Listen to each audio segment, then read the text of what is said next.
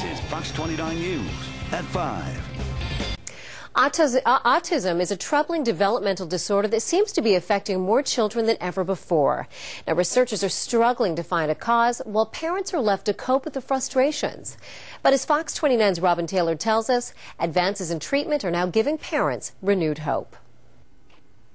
By the time Keely Hogan was 18 months old, his mother knew something was wrong. Keely is autistic and now at 5 has the developmental abilities of a 2-year-old.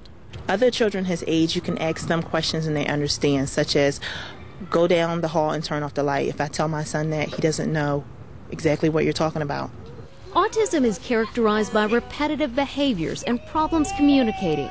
You have to be repetitive. You may have to say it 1,000,000 times before he understands what you're talking about.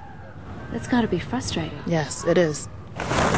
No one really knows what causes autism. Early on, researchers thought it was the mercury in vaccines, but now they're leaning toward genetics and think it may be hereditary.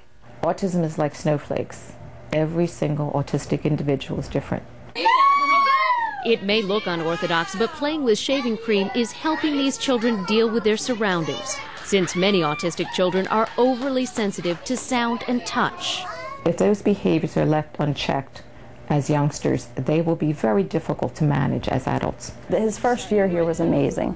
Amy Boothman's son Brett is also enrolled at the Center for Autism, where they're making great strides in treatment. It is hard some days, but then there's other days where every accomplishment is like the biggest thing ever.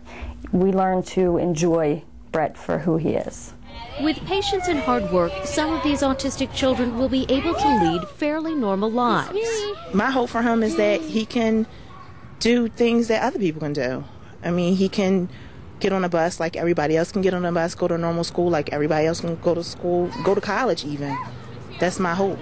With a greater understanding of the disorder, that is a real possibility. In Winfield Heights, Robin Taylor, Fox 29 News.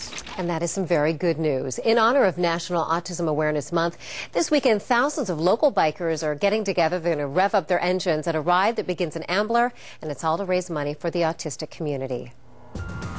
First in health news, how your baby responds to his or her name could be key in learning if the infant suffers from developmental problems like autism.